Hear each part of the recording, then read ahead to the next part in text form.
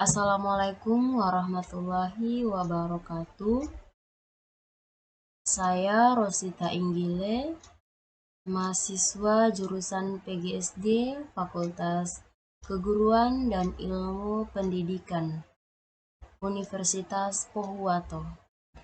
Video PPT yang saya buat ini untuk memenuhi tugas mata kuliah aplikasi media pembelajaran. Adapun materi pembahasan saya dalam video PPT kali ini yaitu tentang sumber daya alam.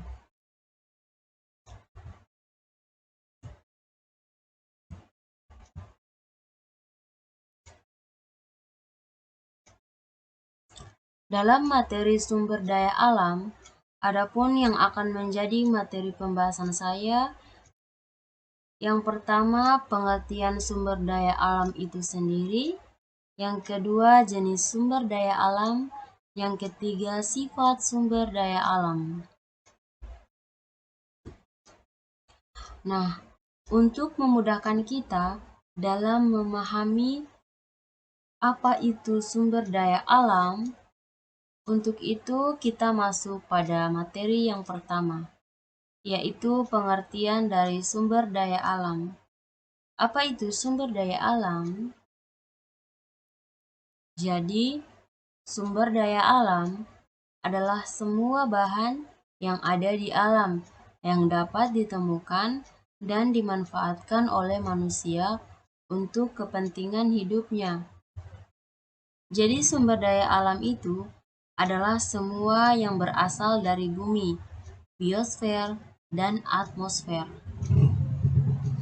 Sumber daya alam memiliki peranan penting bagi manusia untuk memenuhi kebutuhan hidupnya.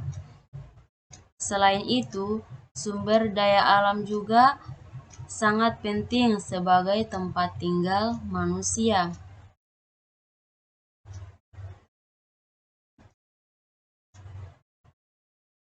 Berdasarkan sifatnya, sumber daya alam juga dibagi menjadi dua. Ada sumber daya alam yang dapat diperbaharui dan sumber daya alam yang tidak dapat diperbaharui. Sumber daya alam yang dapat diperbaharui artinya adalah sumber daya alam yang dapat dipulihkan. Sumber daya alam jenis ini adalah sumber daya alam yang bergantung pada manajemennya. Maksudnya bergantung dari manajemennya itu artinya tergantung dari cara pemakaian atau pemanfaatan dari manusia itu sendiri. Persediaannya bisa menurun atau meningkat tergantung dari cara pengelolaan manusia itu sendiri. Jika dikelola dengan baik, jenis ini bisa pulih dan regenerasi kembali. Contohnya adalah tanah, hutan, hewan, dan tumbuhan. Kemudian, sumber daya alam yang tidak dapat diperbaharui atau yang tidak dapat dipulihkan.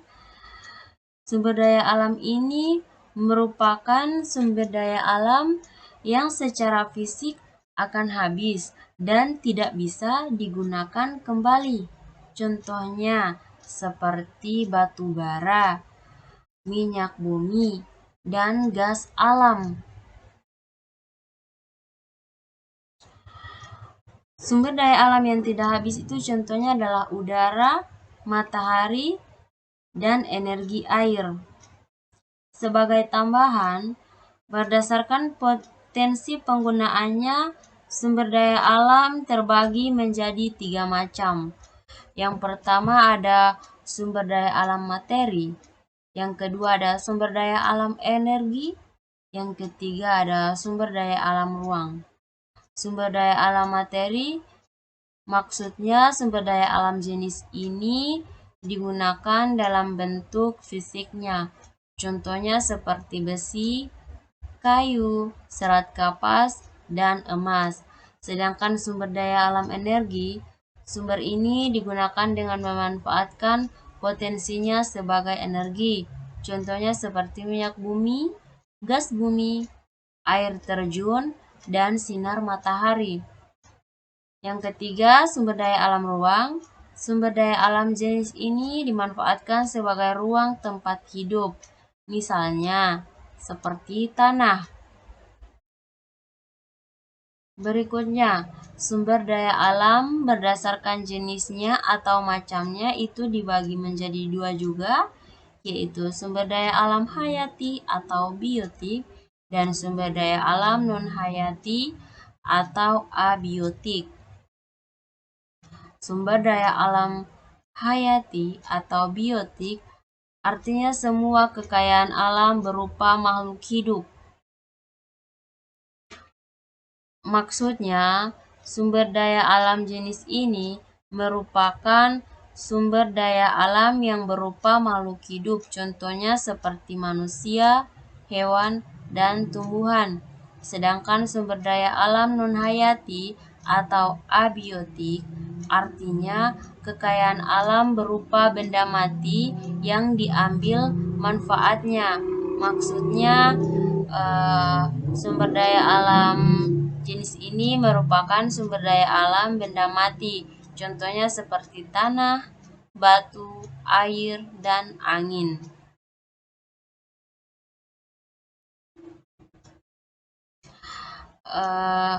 Berikut saya akan tampilkan contoh SDA yang dapat diperbaharui dan contoh SDA yang tidak dapat diperbaharui.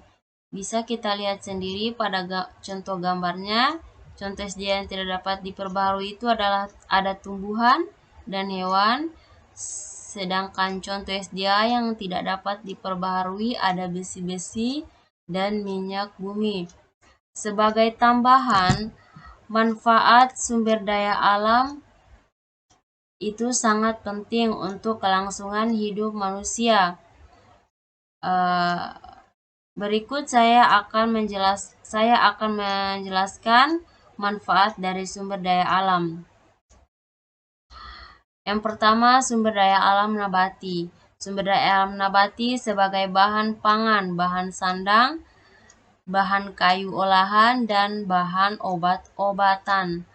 Sedangkan sumber daya alam hewani adalah sumber bahan pangan, termasuk perikanan, peternakan, dan budidaya lainnya. Sedangkan sumber daya alam energi untuk sumber energi berbagai kegiatan manusia, seperti listrik, mobil, gas alam untuk memasak, dan berbagai kegiatan harian.